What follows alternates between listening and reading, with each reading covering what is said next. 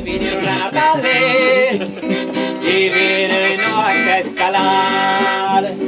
Vinieron a la torre del baile y lo pudieron lograr.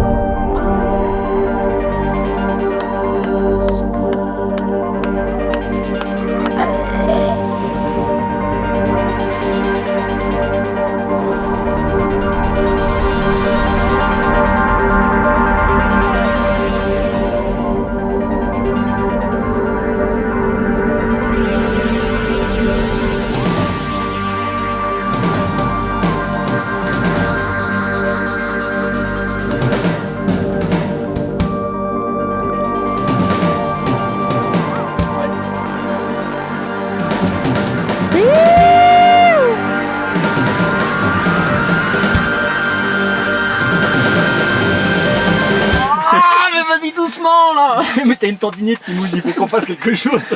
Mais non attends là, tu vas couper le tendon là, faut le garder. Azazel, c'est une histoire de 4 copains qui partent au Pakistan et pour finir qui ouvrent une voie qui leur restera dans leur cœur sur la chaire de Trango, un 6000 mètres. Et puis on y a passé 20 jours et voilà, c'est une super histoire de copains.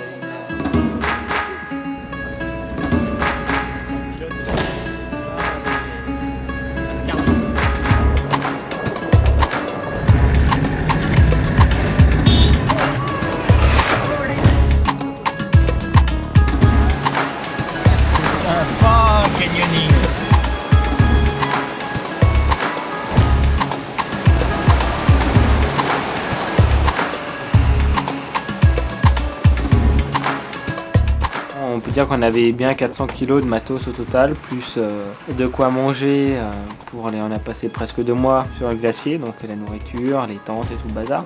Sachant que chaque porteur porte à peu près 30 kg. Et, les porteurs, c'est des gens qui sont vraiment très particuliers parce qu'ils nous ont atomisés sur l'approche. Les mecs, ils ont des chaussures en plastique, une charge de 30 kg sur le dos. Et puis dans les moraines, ils sont à bloc. Ils sont à bloc. Et notamment la dernière journée pour aller au camp de base, c'était vraiment long. Moi quand je suis arrivé au niveau du camp de base, pourtant j'avais un tout petit sac, j'étais cuit. Et là j'ai vu des gonzes qui arrivaient avec leurs charges et qui une fois amenaient les charges au camp de base, et ben repartaient dans l'autre sens pour rentrer à la maison. Et là je me suis dit, et ben chapeau.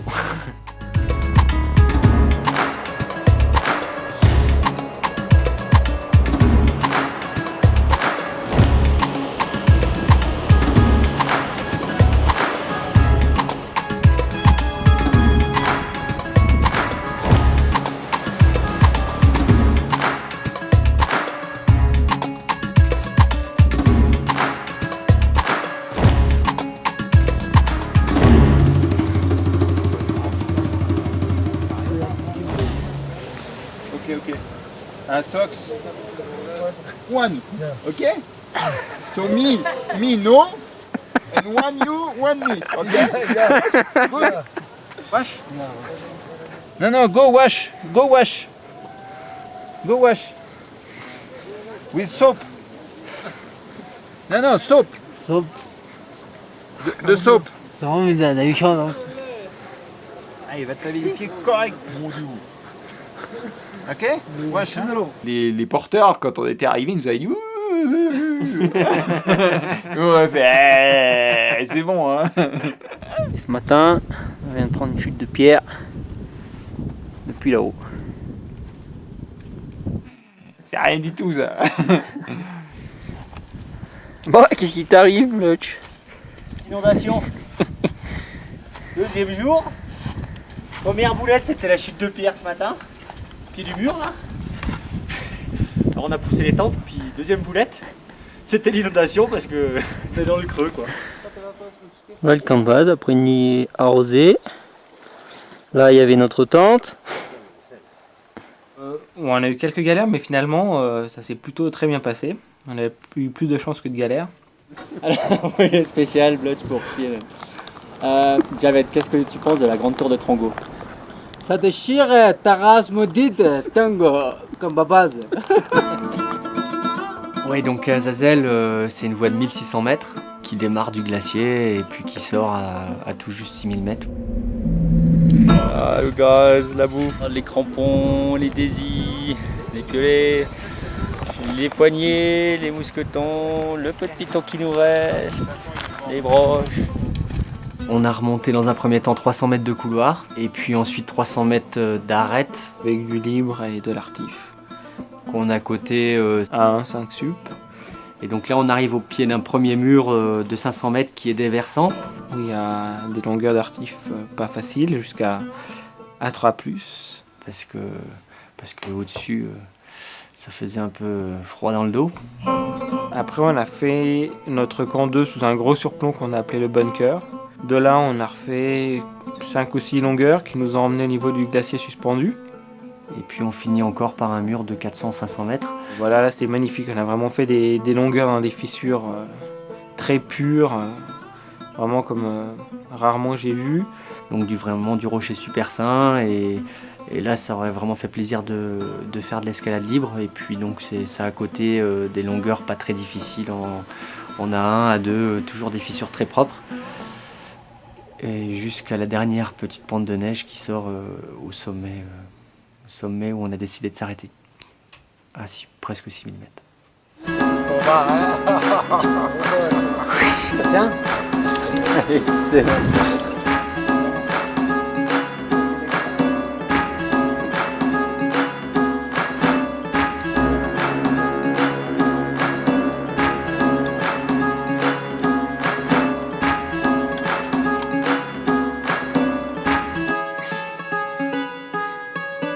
Ah Sam, Nickel, le moral est bon?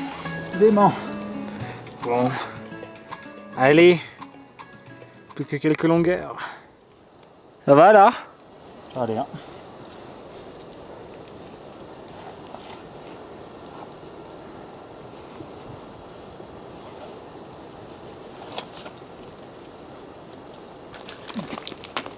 Et ouais, super caillou, hein. Pas le capitaine là.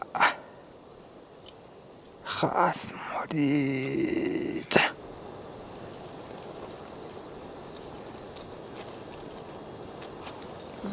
Petite écaille. Ouais, il est super bon cet alien. C'est ce qu'on appelle le style capsule. On a 2 porte-à-ledge, nos sacs, on fixe un camp, on le laisse sur place. Ensuite, en fait, on faisait un roulement d'équipe de 2 par jour. Donc une équipe qui se reposait et une autre équipe qui essayait de grimper. On fixe 1, 2 longueurs, voire 3 des fois par jour. Et ensuite, on redescend au camp sur nos cordes fixes qu'on a laissées. On se repose tranquille, l'autre équipe y va. Et dès qu'on a fixé assez de cordes fixes, à peu près le maximum de ce qu'on peut fixer, on prend tout le camp, on le plie. Donc là, c'est super sympa cette journée où il faut remonter. Hein, on remonte tous les sacs, on tire les sacs. Donc ça nous prend une journée pour remonter le camp jusqu'au camp supérieur. On va Dieu. Alors, laquelle des mains.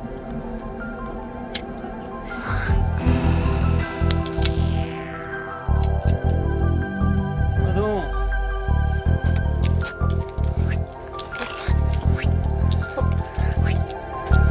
Poetry, balanced, nasty, silence, gnarly, continued, coming to eye, to zero.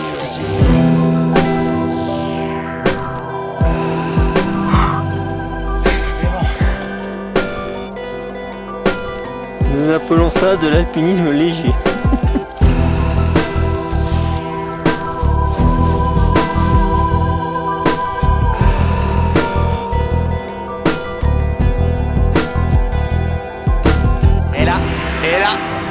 Et là, hein?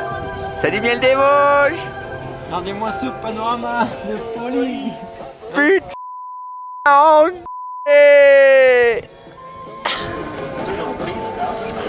un film d'Hollywood.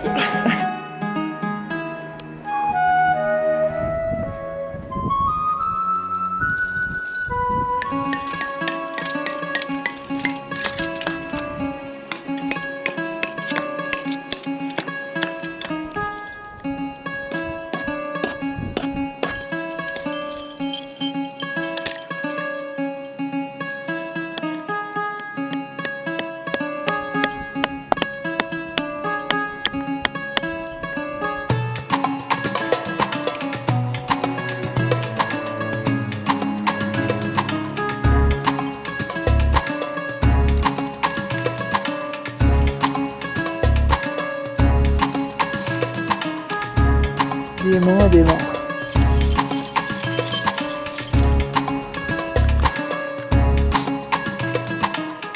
On a eu quand même pas mal de mauvais temps dans la deuxième partie de l'ascension. On a eu beaucoup de neige.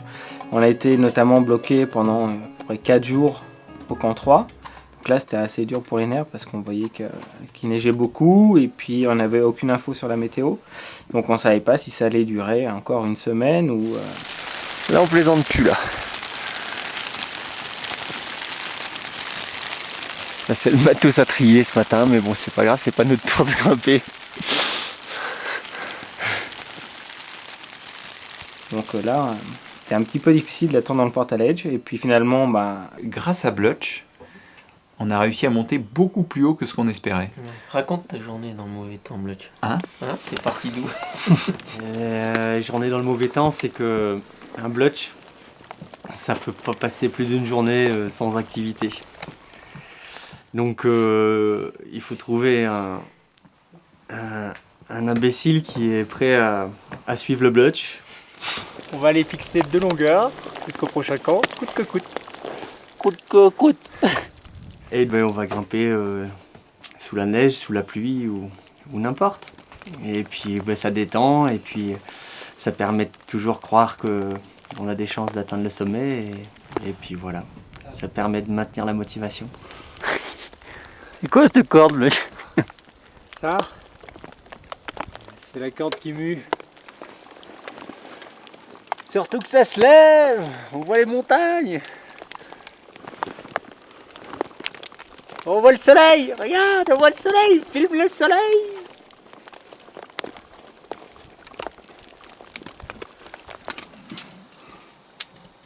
Après 4 jours d'inactivité sur le glacier alors qu'on attendait dans la tempête, il a dit c'est bon, faut qu'on y aille. Il a fixé 2 longueurs de plus.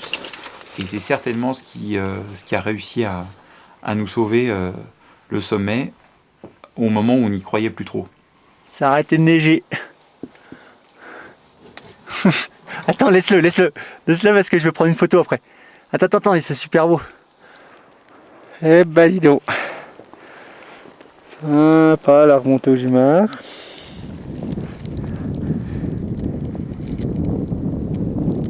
Sympa le Jumar à 5000. Ah, race maudite. Démonstration Monter au Jumar. de remonter au Jumar. Alors, tout d'abord, on va prendre un petit quadrillé.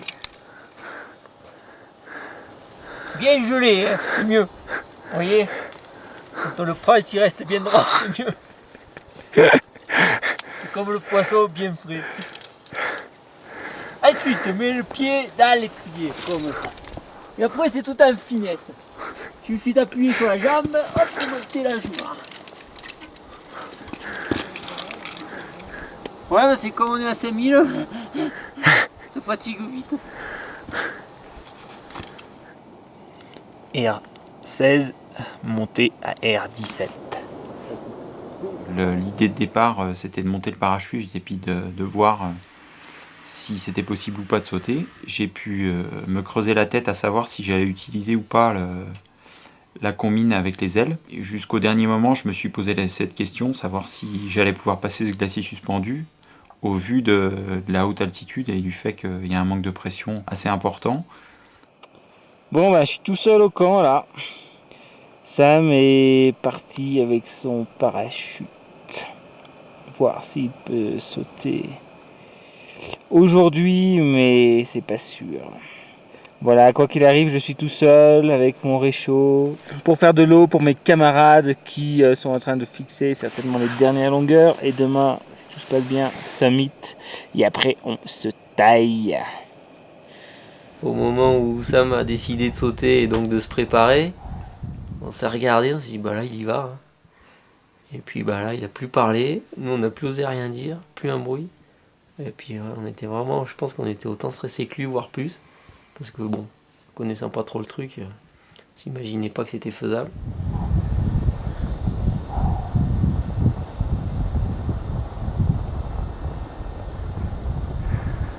Trois, 2, 1, back.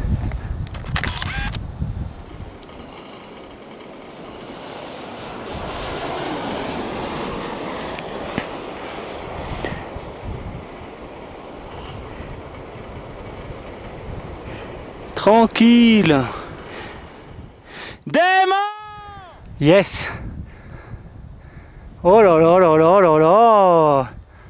Et bah, en bas, ça a été une forte émotion. Parce que si j'ai sauté, c'est grâce à eux, aux trois qui ont bien voulu déjà m'accepter sur leur corde et ensuite accepter de descendre les sacs pendant que je me faisais une petite descente de quelques minutes à peine. Ah l'enculé, il a fait, c'était dément, putain dément. Bon, moi je vais retourner avec mon réchaud. Ah putain, collector, hein. Collector buggets, hein. Ah putain, merci les gars, merci.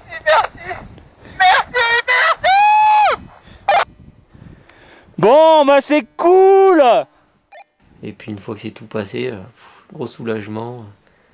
Tellement soulagé qu'on n'a même plus les forces de grimper, on est redescendu se mettre au camp et on s'est reposé.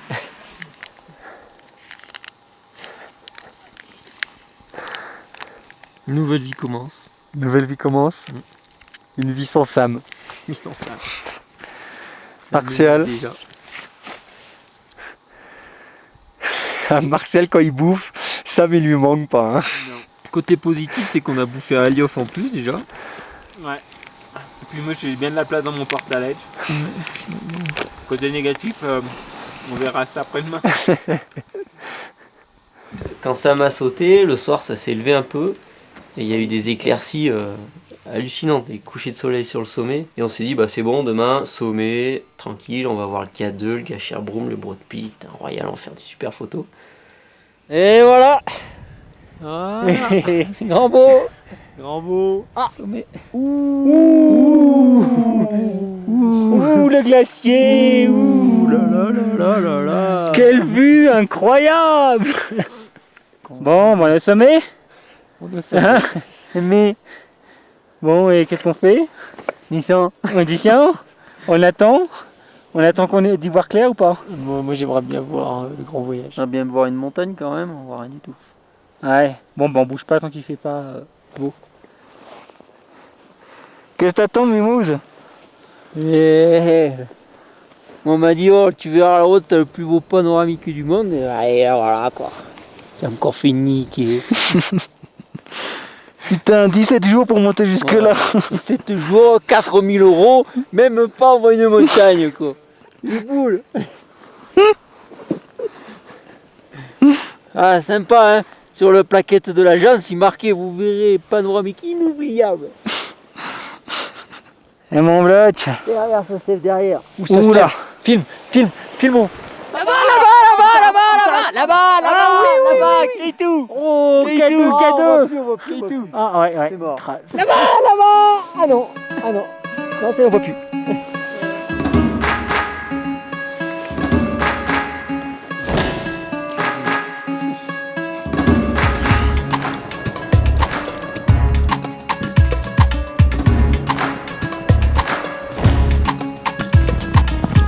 Et c'est pour le movie. Allez, encore un petit coup pour le movie. Et c'est parti pour le bidon. Allez, c'est parti pour les vêtements. C'est terminé le bivouac. Voilà. Oh putain, c'est quoi Le carré Mimouz. Et comme on était épuisé, qu'on avait beaucoup de sacs, on était très lourdement chargés, on a décidé de bien fermer nos sacs et de tout balancer. Et on était vraiment contents, on a tout récupéré et on nous a réparé les sacs à Scardou et voilà, tip top. Et c'est de loin la meilleure expérience qu'on a eue tous ensemble en montagne et je pense qu'on s'en souviendra toute notre vie.